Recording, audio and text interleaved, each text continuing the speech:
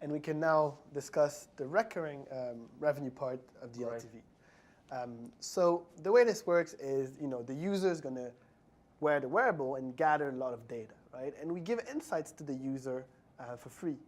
But we have these algorithms that output even more data, and we charge people for this. And the way we charge them is we built a subscription that costs $9 every month. And for that amount, you get a lot of extra insights to be even more effective in improving performance, right? So if you look at the price, I just mentioned $9 a month, which adds up to $108 a year, right? Yeah. So this is the price of the subscription, and that price is going to... So every year, that's what you charge. Exactly, right? Right. Given that people can. And then, we kind of are going to look at this retention and kind of conversion to subscription. So, everyone that buys a device is not going to buy the subscription because some people will not need it and some people will not want it. And so you're certainly not requiring that, right? We don't require them to, right? It's only for the people who really have use of this data. And we're assuming that in the year 0, only 55% of the people buying the device will buy the subscription, right? This again has been derived from benchmark and market analysis. We're a bit higher than kind of what's in the market today because in the wearable space, because we target a very specific beachhead market that has a very specific goal, and these people are kind of price inelastic. And so they care about data. They care about data. Yeah. That's why we're a bit higher than the average in the industry. It makes sense. But as year goes by, some people will stop using it for the same reason that some people will not buy it again after 3 years. So that kind of conversion and retention rate is going to go down year after year. The other reason why this is going to go down is because in year 0, most of the sales will be to the beachhead market, so these semi-pro triathletes. As we grow as a company, we're going to sell to more people, and maybe down the line, a football player is going to buy our device, right? And the analytics we're building right now are for the triathletes. So we expect that some of these people will buy the device, but maybe not the subscription because they're not the ones we built it for. Yeah, that makes sense. And Bill, what's interesting here about Alessandro and Dennis, yes, they are making assumptions, but they're not making assumptions in a random kind of way, just pulling numbers out of the air.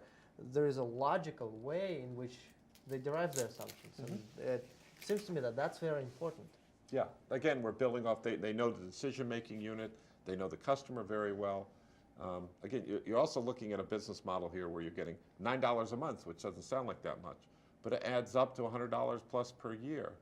And that's after you already have the device itself, right? The Human monitor. So that's kind of the recurring revenue stream. So you can see how these things are pulling together to get here. But again, I'd encourage the audience, don't be intimidated by the precision of their calculations and their numbers. This is MIT, so sometimes we get way too precise. It's about $100. It's about 50% going down to 40%, or 55% going down to 40%. That's good enough. And you heard the story behind it, so he understands it.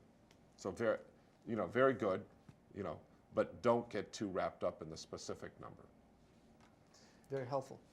And then we can talk about this margin. Obviously, the margins are going to be much greater than your margins for the device. Exactly, because the way it works, we build an algorithm, we feed data to it, and it kind of outputs results. Yeah. So we're assuming a margin of 100%, which means no cost to deliver these insights.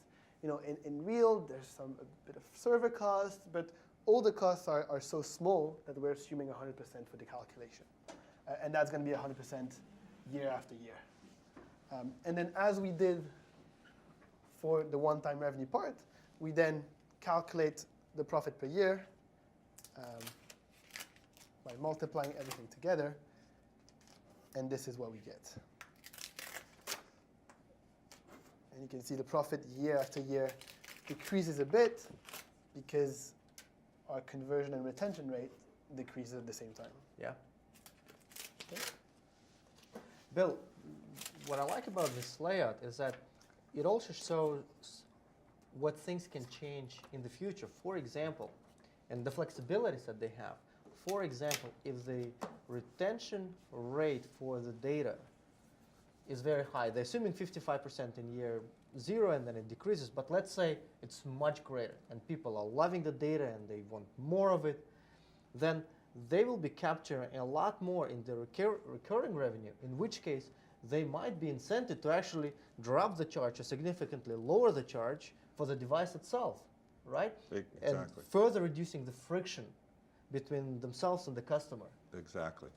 Yeah, that's a razor blade model, right? You get this in their hands, and then all you're doing is giving them a bucket of bits. What's the cost of a bucket of bits? Essentially 0, as Alessandro said.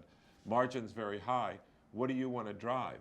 You want to reduce the friction so that they get the razor, and then make sure they start buying razor blades. So you're absolutely right. And then just this understanding and discussion about how the margin's going, what drives it up, what drives it down, is making the entrepreneur that much more ready to go out and to go into battle and understand when things change what effect it's going to have on their business.